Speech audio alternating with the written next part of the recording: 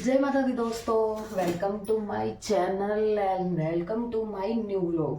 कैसे हैं आप सभी? आई होप आप सब बहुत अच्छे होंगे। रात कल था चिराग का बर्थडे, तो रात बस डिनर का प्लान बना, तो बस डिनर के लिए गए हुए थे रात को। तो फिर लेट भी काफ़ी हो गए, सुबह उठने में भी दिक्कत। बट ये है कि रात को जिस टाइम मर्जी सोया जाए, सुबह तो टाइम से उठना ही उठना है, काम तो टाइम से करने ही करने हैं। तो बस वही अब आटा गूंद रही हूँ और बस इसके लिए अब खाना बनाऊंगी। नाश्ता ब्रेकफास्ट ही करके जाता है और लंच ही अपना साथ लेके जाता है, तो बस सबसे पहले इसी का ही बनाती हूँ मैं। और बस उसके बाद फिर करेंगे अपने रूटीन के बाद, और हमारा नाश्ता तो 9:30 या 10 बजे तक ही होता है। तो बस इसका करके मैं फ्री हो जाती हूँ फिर।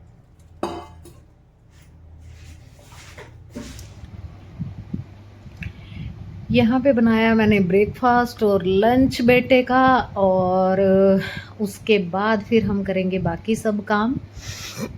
अच्छा, यहाँ पे ना मतलब अभी जैसे गर्मियाँ आ गई हैं, गर्मियाँ क्या आ गई, हम जब से ना नए घर में शिफ्ट हुए हैं ना, तब से ना पंछियों के लिए हम अलग से सारा मंगवाते हैं। जैसे उनके खाने का जो भी सामान होता है, बाजरा हो गया और चीज़ें बहुत वो। ये अभी देखना, अभी ये चिराग ले रहा है अपना नाश्ता और खाने के लिए, बस ये रेडी है। और मैंने इसका दूध अब कर दिया है गरम।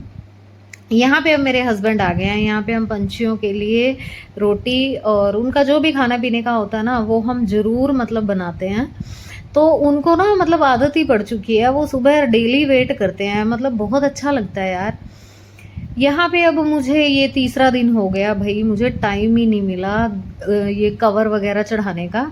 तो भी बस अभी नाश्ता हमारा थोड़ा लेट होना था, तो फिर उस टाइम पे फिर मैंने फटाफट ये कुशन्स वगैरह ये सारे कवर चढ़ाए हैं, और सोफ़ा कवर सभी।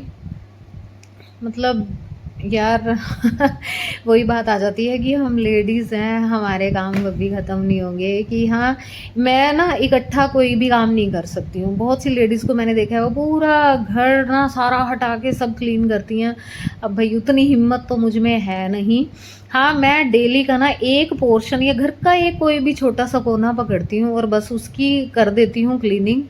अब जैसे कि ये फ्रिज का कवर भी वॉश किया था, तो साथ ही मैंने कहा चलो फ्रिज को क्लीन कर दूं, तो बस इसको क्लीन किया और इसका कवर फिर से चढ़ा दिया मैंने। उसके बाद अब बारी आ गई थी घर पे डस्टिंग की और झाड़ू पोछा। ये देखिए ये कर रही हूँ, टेबल डेली हटा के करना पड़ता है, तो बस वो कर रही हूँ। उसके बाद अच्छा हम गए श्री गुरुद्वारा साहिब। ये ना हमारे गांव का श्री गुरुद्वारा साहिब है। हमारे यहाँ पे 2 गुरुद्वारा हैं, यहाँ पे बहुत सुंदर बहुत प्यारे बने हुए हैं। प्लीज़ कभी भी अगर मौका मिले ना विज़िट ज़रूर करिएगा, बहुत सुंदर बने हुए हैं।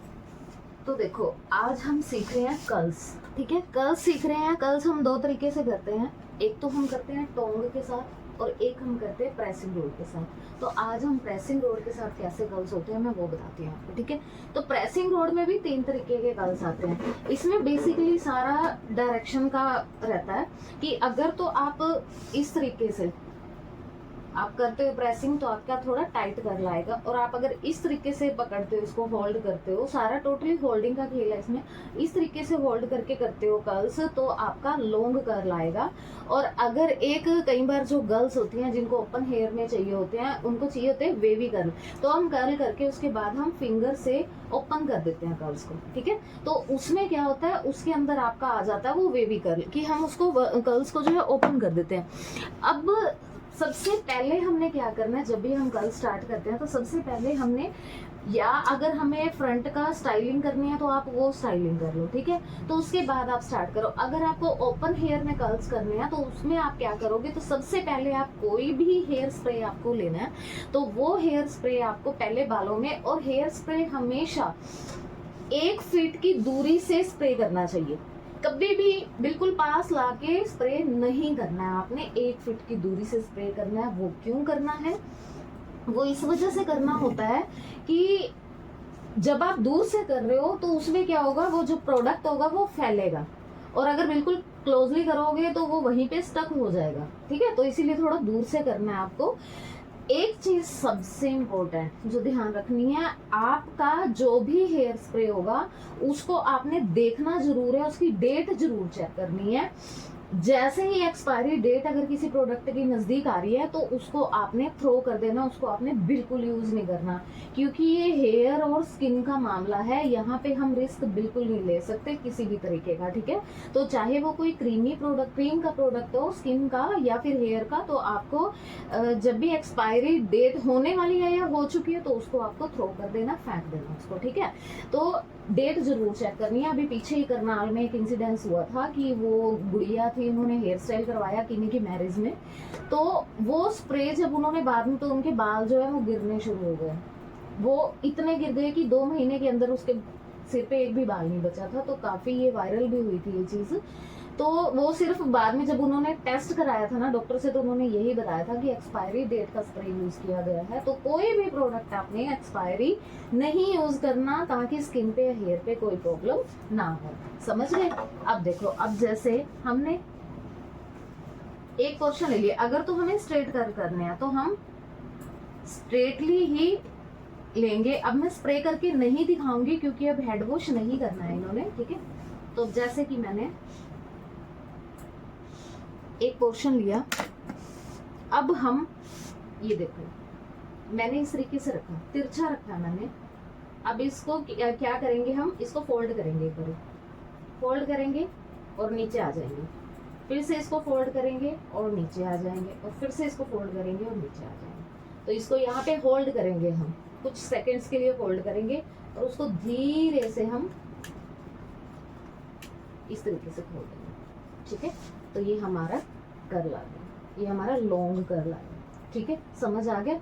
जब आप ओपन हेयर में कर्ल कर रहे हो तो आपने लॉन्ग कर्ल करना है, और जब आप कोई स्टाइलिंग करके फ्रंट में स्टाइलिंग कर रहे हो तो उसके बाद जब आपने कर्ल करना है तो उसको आपको शॉर्ट में टाइट कर्ल उसको देना, ठीक है। और जब ये सारे कर्ल्स हो जाते हैं तो उसके बाद फिर से आपने एक बार स्प्रे कर देना है, ताकि वो टाइट रहे, खुले नहीं कर्ल्स, ठीक है, समझ में आ गया।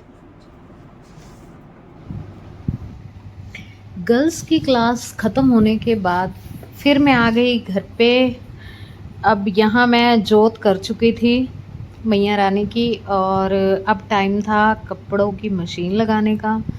तो मशीन लगाने के बाद उसके बाद मैंने बनाया डिनर, बर्तन थे वो साफ़ किए। अच्छा, जब हम ना मशीन लगाते हैं ना तो हम ना लालची हो जाते हैं कि भाई अब पहनने वाले कपड़े धुल गए ना तो भाई बेडशीट वगैरह भी धो दो। जब बेडशीट वगैरह धुल गई तो भैया अब ना जो मैट्स वगैरह हैं वो भी वॉश कर दो। जब तक, यानी कहने का मतलब ये है कि सरफ की जब तक जान नहीं ना निकल जाती तब तक हम छोड़ते नहीं हैं। ये हम इंडियंस की स्पेशलिटी है। उसके बाद अब मैं सब कुछ करके आ गई थी और मैंने डिनर बना दिया था, और हम तीनों ने बातें भी की खूब और डिनर भी किया। बस खाना खा के हम हो गए थे फ्री। अभी रात के बज गए हैं 11 और मैं बस लास्ट अपना काम ख़त्म कर रही हूँ। थोड़े से बर्तन हैं और दूध गर्म कर रही हूँ, और बाकी मिलते हैं कल सुबह। उससे पहले थैंक यू सो मच, आपने मेरे बच्चे के लिए, अपने बच्चे के लिए आपने इतनी बेस्ट विशेस भेजी हैं और प्लेटफॉर्म्स पे भी, तो उसके लिए तहे दिल से आपका बहुत बहुत बहुत धन्यवाद। आपने इतनी ब्लेसिंग दी है बच्चे को, और आई एम श्योर आपने बहुत दिल से दी हैं, तो थैंक यू सो मच उसके लिए। बाकी अब हम मिलते हैं सुबह एक नए व्लॉग के साथ, एक अच्छी सी रूटीन के साथ। तो थैंक यू सो मच, आप अपना बहुत बहुत बहुत ध्यान रखिए। जय माता दी।